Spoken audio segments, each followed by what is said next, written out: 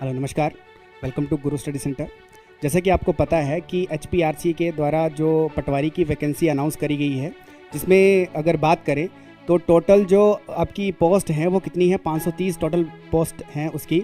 और आयु सीमा की बात करें तो कितनी है, 18 से 45 वर्ष के अगर आप हैं तो अप्लाई कर सकते हैं। और दूसरी बड़ी बात कि अगर जो क्वालिफ़िकेशन है आपकी वो कितनी रखी गई है, 10+2 रखी है, यानी आपने +2 करी हुई है और आपकी एज 18 और 45 वर्ष के बीच में है, तो आप इसके लिए अप्लाई कर सकते हैं। ठीक है। और अगर इसकी डिटेल की बात करें, थोड़ा सा आगे चलें तो क्या बोला है इसने तो इसने आगे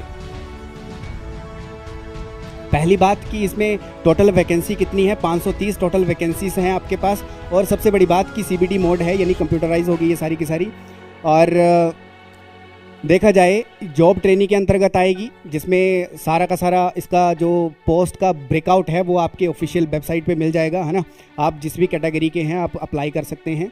और दूसरी बात ये जो है स्टेट कैडर है, यानी आपको स्टेट में कहीं भी जाना भेजा जा सकता है। पहले जो थी डिस्ट्रिक्ट कैडर में थी, अब ये किसमें अनाउंस करी गई है, आपकी स्टेट कैडर में।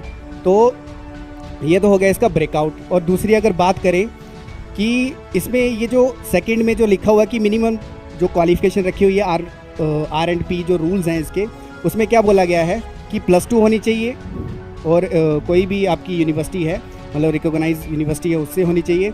और दूसरा नॉलेज ऑफ कंप्यूटर होनी चाहिए, नॉलेज ऑफ कंप्यूटर, क्योंकि अभी आपने जितने भी काम हैं सारे के सारे कंप्यूटराइज है, तो नॉलेज ऑफ कंप्यूटर आपको होनी चाहिए ये सारी चीज़। और दूसरी बात कि आपको स्थानीय जहाँ की जो लोकल लैंग्वेज है, स्थानीय भाषा है जिसको बोलते हैं, वो भी आपको आनी चाहिए। ठीक है। और अगर इसके सिलेक्शन मोड की बात करें तो मैंने अभी बताया कि टोटल 120 क्वेश्चन है। ठीक है, सीबीडी मोड है, 120 क्वेश्चन है, टोटल 120 क्वेश्चन है और समय जो है आपका 1.5 घंटा, यानी आपका 1.5 घंटा रखा होगा, यानी 90 मिनट रखे गए हैं आपके पास, 90 मिनट्स रखे गए हैं। ठीक है, जिसमें आपको विद नो नेगेटिव मार्किंग है नहीं इसमें। ठीक है।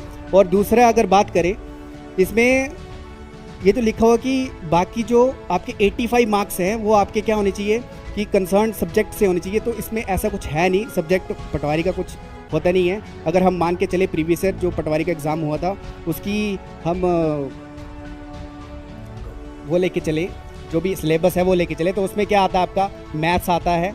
ठीक है, आपकी रीजनिंग आएगी आपके पास, आपका उसमें इंग्लिश आएगी, हिंदी आएगी और जीके आएगा। ठीक है, इन सभी को मिला दें तो इन सभी को मिला के आपके टोटल 120 बनेंगे। अब या तो इनकी रेशियो सेम भी हो सकती है या फिर क्या हो सकता है कि कुछ एक टॉपिक जैसे